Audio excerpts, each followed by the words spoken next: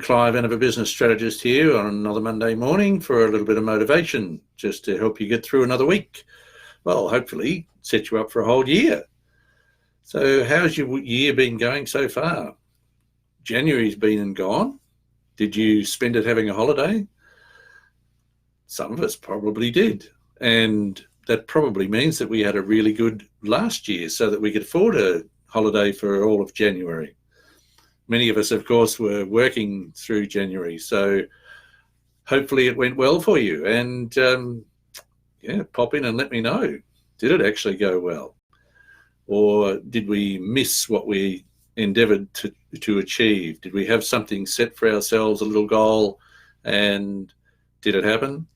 Or did we miss it? This happens a lot, of course, in business where we set ourselves a goal and we get so tied up in the day-to-day that we forget about it. Or perhaps it is that we get so tied up in the goal itself that we forget what it is that we need to do to achieve it. There's an interesting thing about being in business, being in life really, is that we can't control the outcome. But what we can do is we control the activity. And if we understand what activity is required in order for us to get the outcome, then it makes it relatively easy to do the activity. Now, in doing the activity, of course, we need to police ourselves, keep watch on what's actually happening. And in order to do that, we need to have some numbers, because numbers allow us to measure. And if we can measure, we can manage. So in order to manage our activity, we need to know about the numbers. Now, there's probably some of you out there watching this going, but I hate numbers. I wasn't very good at maths when I was at school. I couldn't do arithmetic very well.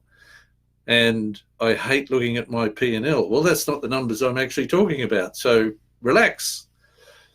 In fact, generally, the numbers I'm talking about, people think are too simple. They couldn't possibly help. And in fact, it's simple numbers like these that allow us to determine whether or not we are undertaking the right activity, whether we're focusing our attention in the right places, and indeed what changes, if any, we should make in order to achieve the outcomes that we want. Remembering, of course, it's all about the activity. So it's a simple matter of, if it takes you X number of prospects to have a chat with before you can make a sale, then you only need to count how many sales you need of your product or service in order to achieve the goal that you've set for yourself, and then figure out how many people you need to talk to. That's taking it a little too far in terms of simplicity, but that's just to give you an idea that those sort of numbers aren't all that frightening. It's a matter of counting what you do, figuring out what it is that you do, and figuring out a way to count it.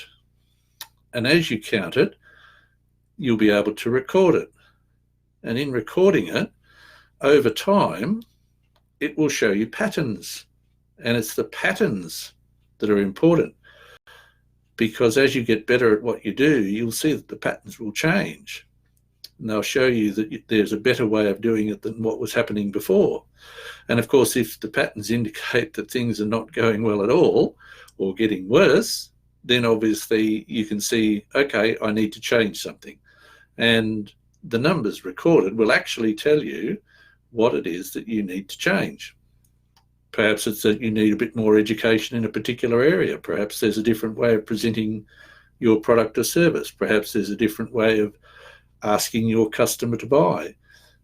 There's a myriad of things that these numbers can tell you. They are simple numbers, but they're going to make it really easy for you to achieve the goals that you want.